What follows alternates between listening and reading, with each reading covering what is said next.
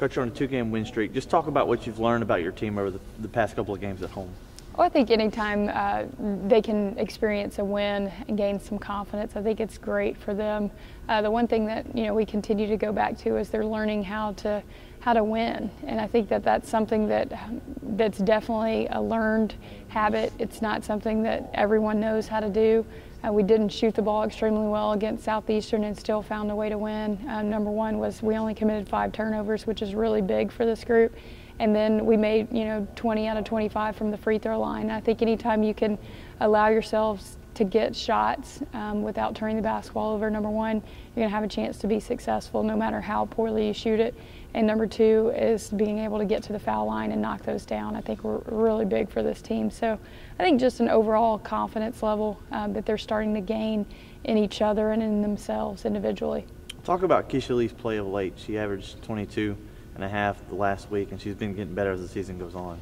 I think I'm just really proud of Keisha's aggressive nature over the last few weeks. She's really wanted the basketball. She's taken some big shots for us. She's been really solid at the free throw line in some clutch situations. When we've needed a basket, we've gone to her, and she's really attacked. And I think when she has that attack mentality and is aggressive with the basketball in her hands, good things happen. And as a result, our team does well. Tell us what you expect for SFA. Well, I think number one, it's a big rival with NSU, and I think that anytime you go into a rivalry game, it's special for your university, for the players. We've tried to educate number one, not only ourselves as a new staff, but also our freshmen and our younger players of the importance of this rivalry and how many times that this game has decided a conference championship and what it means to the fans. And I think that we'll go into that. We're tied as far as our records are concerned, and I think we'll go into that ready for a battle. I think they're going to be long and athletic. They've got one of the best post players in the league. We're going to have to do a really good job defensively on her. And then the last few games, they've really shot the ball well from the perimeter, and I think they've gained some confidence with that. So we're going to have to do a really good job defensively.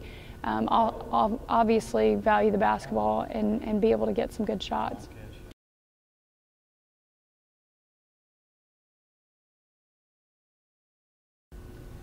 Coach Mike McCarthy, your team is coming off an interesting week in which you had a very poor performance against Nichols and an incredible performance against Southeastern. What can we expect from the Demon basketball team in its next game? Well, I would hope that we could have another outstanding performance. It's very frustrating from a coaching perspective. We sometimes feel like that, we maybe didn't push our kids as hard as we needed to prepare them for the Nichols game, and we're working very hard to make sure that we do that, everything forward from here now to make sure that our kids come in, work, and do the things we ask them to do to prepare them mentally as well as physically for the next opponent. Did you have any inkling going into Saturday's game that your team would play exceptionally well? I was a little worried about it because I felt like that they were very disappointed, as well as we were disappointed in the fact that they had not completed the tasks that they needed to on Thursday night. And then the game started off, we're down 5-0, and we're 0 for 7 from the floor. And then after that, from 20 to 22 from the floor, it was pretty much history after that point. Other than yourself shooting free throws, have you ever seen a 20 for 22 shooting performance? No, I have not, other than it was, I believe that the great Bill Walton went 20 for 22 in the championship game, I believe, against Memphis in 1977, maybe, I'm not sure. Well, looking to the current day, you have an interesting matchup Saturday. It's always interesting when we play Stephen F. Austin, and why is that, generally speaking? Well, one, Danny Casper's an unbelievable coach, and he believes in defense. And we like to get the ball up and down the floor. And Danny Casper's Stephen F. Austin Lumberjacks are the #1 defensive team in the nation. The Northwestern State Demons are the #1 offensive team in the nation at 85 points a game. So you have definitely the ultimate contrast in styles. So does it follow to say that you'd listen to hip-hop music and Danny'd listen to waltz music? Maybe Danny listens to country western, I don't know.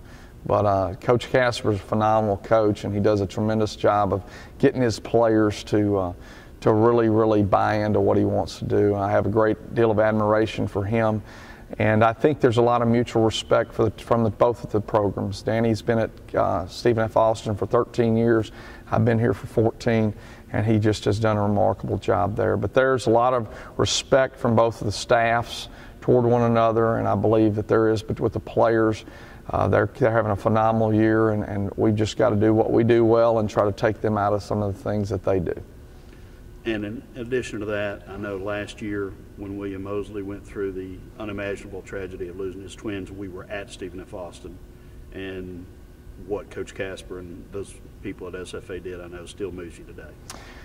You know, I mean, a lot of times when you compete against people, you only see one side of them. And in two of my lowest moments as a coach have been at Stephen F. Austin. One last year with the situation with William Mosley and the loss of the death of the two twin boys.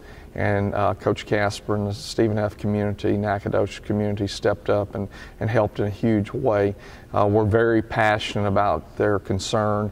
The fact that we were in their building whenever that happened and we got the news, it was very sombering to them, and it was very well played out that how tragic they saw it by the way they tried to aid the Mosley family through that, and we just will be indebted to them forever for the actions that they took.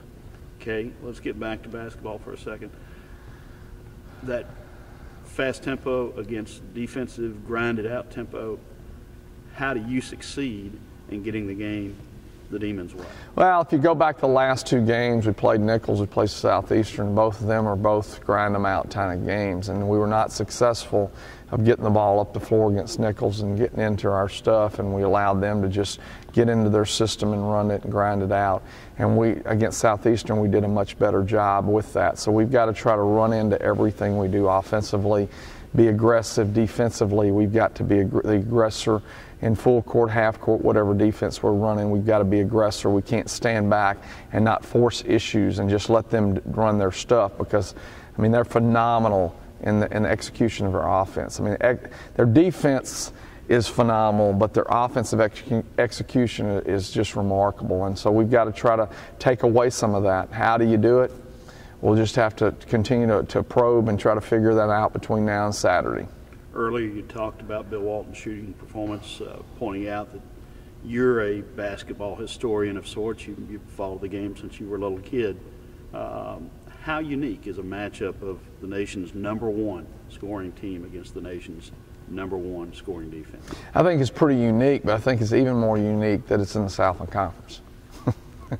You know, I mean, I can see it being on the Big East or an ACC or, you know, the Big 10 or 12 possibly, but for it to come in the Southland Conference, I think that really makes it very, very unique. And what does that do for both programs come Saturday, do you think? Will people around the country be watching? You know, I think that there will be some people that will be watching. I mean, I know that Stephen F. is, you know, supposed to have a good many people come in, but I think there's a lot of people that will take a look at the ticker and take a little longer look to see what exactly happened in the ball game. What's the point total you want to get to win? Ooh, that's a tough question. You know, I'd like to, you know, I think if we get in the high 60s or high 70s, or if we get in the 80s, I really feel like that we can win the basketball game.